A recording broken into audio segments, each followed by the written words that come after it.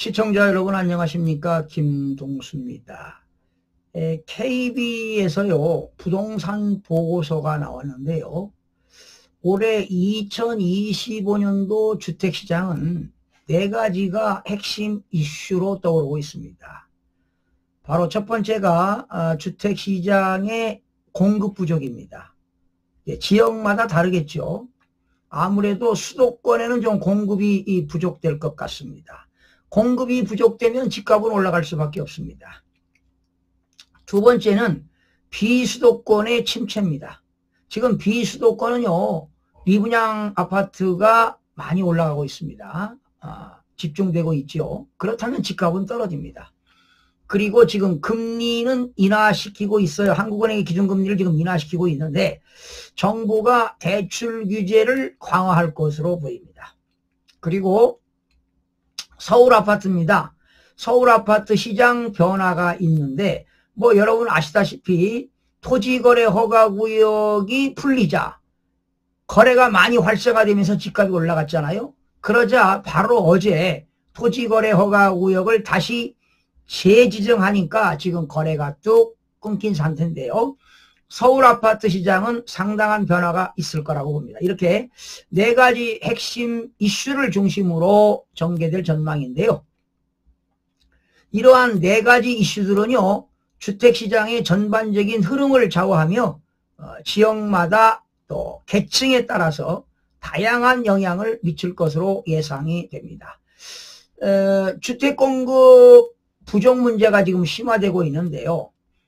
지금 지난 2024년 주택 인허가 물량이 42만 8천호로 2021년 대비 무려 21.3%가 줄어들었습니다. 주택 인허가 물량이 줄어든다는 것은 주택 공급이 부족해진다는 것입니다. 그 이유는 여러 가지가 있겠죠. 인건비라든가 또 재료비 상승 이런 거 아니겠습니까? 즉 공사비 상승하고요. 또 부동산 프로젝트 파이낸싱 PF죠. PF 시장 경색으로 신규 주택 공급이 이축되면서 정부의 도심 지역의 재개발과 그리고 신도시의 개발 추진에도 단기적인 해결은 어려울 것으로 예상이 됩니다. 지금 공사비, 재료비, 인건비가 많이 올랐습니다. 그러나 비수도권 주택시장은요 지금 비수도권은 지금 계속 아파트 값이 떨어지고 있는데요. 아마 깊은 침체에 빠져들 것으로 보입니다. 지금 비수도권에서는요 지난해 말 기준으로 해서요 전국의 미분양 아파트가 76%가 다 비수도권입니다. 비수도권에 집중되어 있기 때문에 지금 경기 침체가 장기화되고 있고요. 또 비수도권에는 아무래도 일자리가 부족하니까요. 인구가 유입되지 않고 반대로 유출됩니다. 이렇게 인구 유출로 침체가 장기화될 가능성이 크게 보이는데 그렇다면 올해도 비수도권에서는 미분양이 많이 증가되면서 집값은 계속 하락할 것으로 보입니다. 그리고 지금 한국은행에서는 기준금리를 인하시키고 있지만 금리 인하를 하게 되면 어떤 현상이 벌어질까요? 대출을 많이 받잖아요. 그런데 정부가 DSR, 대출을 규제할 것으로 보입니다.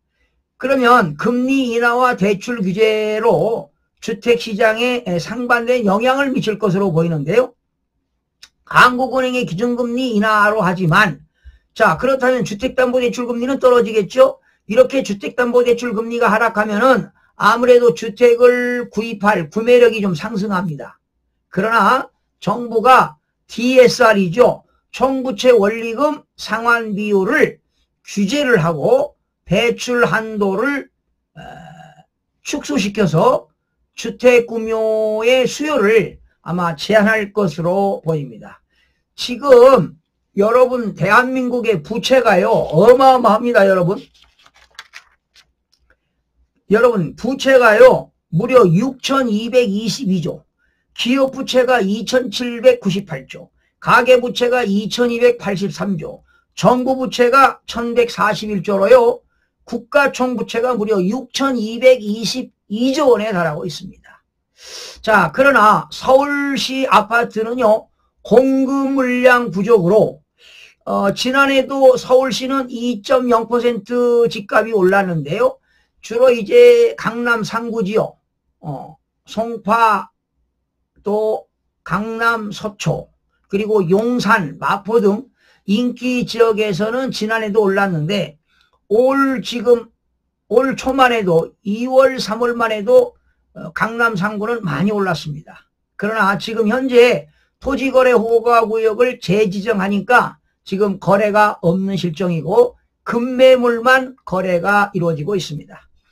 자, 정부의 대출 규제와 금리 변동성이 변수로 작용하면서 2025년도에는 서울 지역의 아파트 상승세는 제한될 가능성이 높습니다. 그러니까 보합세를 유지하다가 소폭 상승하다가 다시 보합, 하락은 없습니다. 상승세가 제한될 가능성이 매우 높습니다. 자, 이러한 4대 핵심 이슈는 아마도 2025년도 주택시장의 전반적인 흐름을 좌우될 것으로 예상이 됩니다. 자, 그러면 수도권에는 이제 공급 문제 해결을 해야 되겠고요. 비수도권은 정부가 주택시장을 좀 활성화시켜가지고 미분양 아파트를 해소하는 정책을 내야 되겠고, 또 금리와 대출 정책의 어떤 균형 있는 조정, 금리가 떨어진다고 해서 대출을 규제하는 것도 좀 문제가 있다. 꼭 내 집 마련을 하는 사람들은 무주택자가 내 집을 마련할 때는 좀 완화시켜야 되지 않나, 이런 겁니다. 균형 있는 조정이 필요하고요. 그리고 서울 아파트 시장의 가격 안정화, 이런 것들이 주요 과제로 떠오르고 있습니다. 정부와 시장 참여자들의 적절한 대응이 요구되는 시점입니다. 자, 정부는 늘 부동산 정책에 대해서 규제 완화, 규제 완화, 규제 완화 하는데요. 꼭 규제 완화보다는 자연스럽게 자유시장 경제 원칙에 입각해서 자연적으로 주택시장이 형성될 수 있는 그러한 정책도 필요해 보입니다. 시청자 여러분 고맙습니다.